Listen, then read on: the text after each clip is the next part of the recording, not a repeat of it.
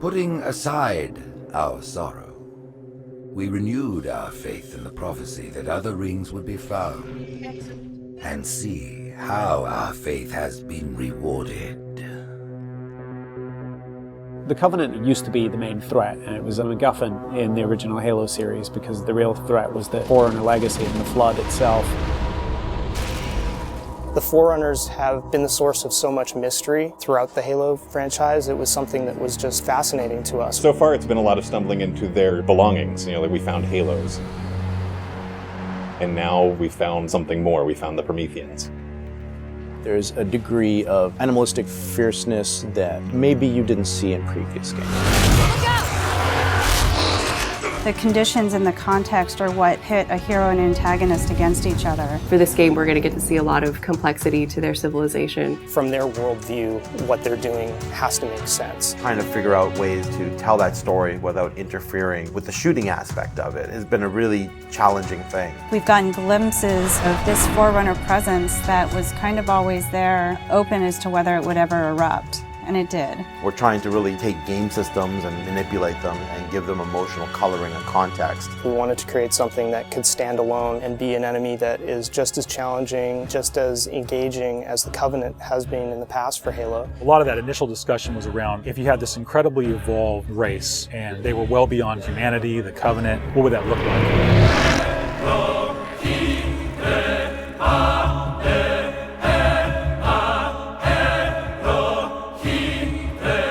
The design process for the Prometheans was intriguing, exciting, and then long and painful process.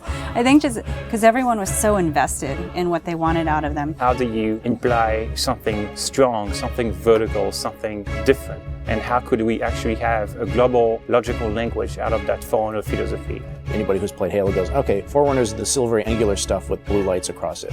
That's really the language kind of in a nutshell. For us, it was important to break that, but still find kind of like a mathematical organization. We had to do a very clear separation of style, shapes, colors, right from the start. I think the Knight's been through almost like 15 plus iterations of geometry. This sheet is like very traditional way of doing brainstorming. You just do silhouettes and then we take it and iterate some more and more and more. We didn't want them to look like monsters because they're not monsters. We had a version that looked very demon-y. These things on his back, they would go together and they would like flare out when the player was being spotted. We didn't want the Prometheans to look like robots because they're not robots. A version that looked very thin and spindly. We would see one as like, you know, that one looks cool, but it really doesn't convey commander of the battlefield. We had other stuff where they could clamp on and have these big, hulking, massive armors on top of them that would really change the variant look. For us, it was important to get it into something that people could relate to, which I think is always going to be a challenge when trying to take the Foreigner language and create a character. Making sure that his head stood out, that you could see it, that players had the ability to headshot it.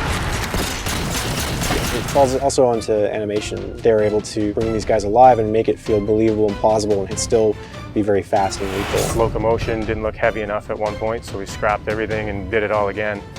The Knight's like 12 feet tall, so if it doesn't feel heavy and menacing as it's walking around and doesn't intimidate the player, then we're not doing our job. There were not a lot of real-life elements that we could take. There are joints there, some of them are not physically connected. They're holed up with the space in between them, which is some of the features that the architecture has, which is big, massive buildings like floating, defying gravity. We wanted to keep some of that mystery and kind of the unknown in the characters as well. We even have the little micro driver arms in here, and then all the way to where we turn these layers off. We have the glowing skull. We thought it would be more of an impact if it's like a sarcophagus. It opens up and it's showing all this aggression. There's certain ways to approach fighting and elite with a group of grunts, and really what we wanted to do was change that up. The Covenant are tried and true. You know what you're going to get out of a grunt. You know what you're going to get from a jackal with his shield. The toughness of elites. Here are the brand new hooks to the sandbox. Prometheans are made up of the Knights, the Watchers, and the Crawlers. One of the big focuses for us in the design of the Forerunners was to have these different enemy classes that would be able to work together. Having this dissection so that when the player went into combat, he's sort of tactically evaluating which order to take guys out. They don't act independently of each other. You put any combination of them together, and the strategy you need to engage with them is really different. There are a variety of Knight classes. and each one of them is progressively more powerful. But your base knight actually starts just a little bit more powerful than an elite. But in addition to that, we wanted the knight to have his own set of traits and abilities. There's all kinds of these special features of each one of these characters that players haven't played in a Halo game before. You think about basic combat encounter design, a lot of the challenges designers face is how to introduce enemies. What would a Promethean do if it could bend time, space, form, matter? Knights can phase in out of anywhere. He's able to go where he needs to at any time, which is something that the Covenant can't do. Heads up! Crawlers can walk on walls, walk on ceilings.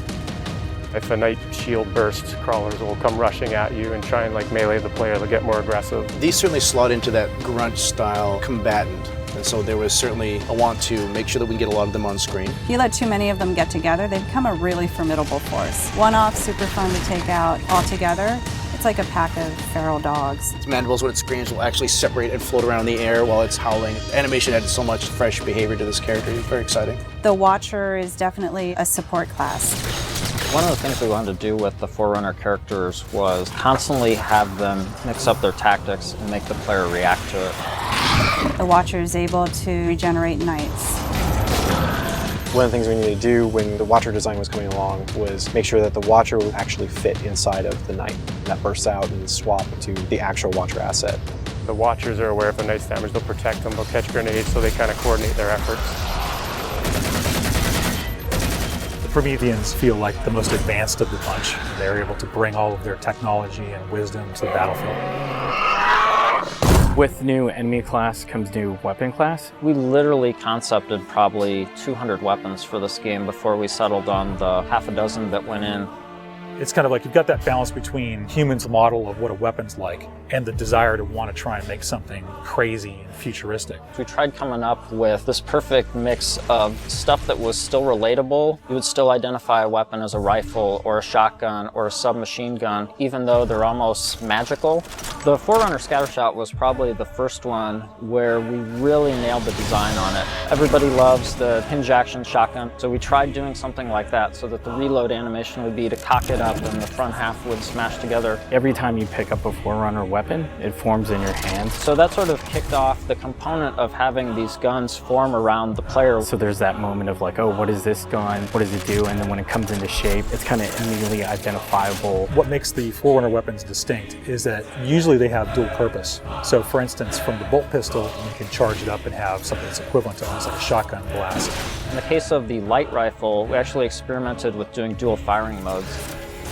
We tried to make it so that it was the best of both worlds with a BR and a DMR. It works like the battle rifle when you're not scoped. That has a little spread, has a 3-shot burst, and it works like the DMR when you're scoped. So it's like a mini sniper rifle in a way. It actually changes to a different firing mode where the projectiles are stronger. One of the big things that we really focused on for them was making sure that the weapon doesn't just feel like a chunk of metal, but that it actually has glowing energy that's flowing through the gun, going down the barrel, so that everything is very full of life. The moment where all the Promethean effects really started to click the most was when we started showing the dissolve whenever you kill a knight. That was really when we started to feel, yes, this is something cool, this is something unique, and something that we haven't really seen before. This is an early prototype of the Knight E-Res. As the sphere expands, you see the particles are birthed, and everything in the red region you see will be the crack and the erode. When you shoot and kill the knight, the actual point on the body where you did the damage is where the dissolve starts. So if you shoot from his foot, he will de-res from the point of his foot up. The end result, when we blow up a knight, they dissolve, proving that the technology works.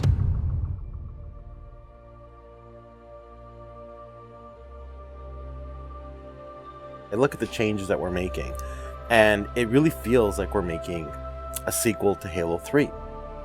And that's exactly what we're setting out to do. We have the Covenant from previous games. We have the UNSC. We had all these things to take from, like, all right, we can make a new take on this, but we had zero information to some of this Forerunner stuff. We're not just on a Halo, we're on a whole planet now.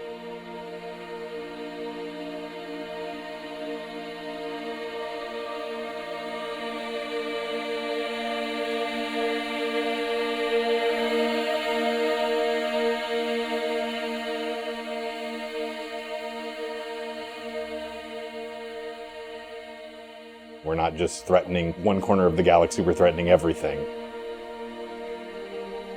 We're listening to the fan feedback. We're incrementally evolving different aspects of the game design, but there's nothing really revolutionary. And I think that's important, because I think really good design is evolutionary, not revolutionary. And I think at some points we got in our heads with this game that we're just going to make another Halo. I don't think that's what people want. They may think they want that, but what they really want is something that speaks to the things that they love, but then provides them with something new.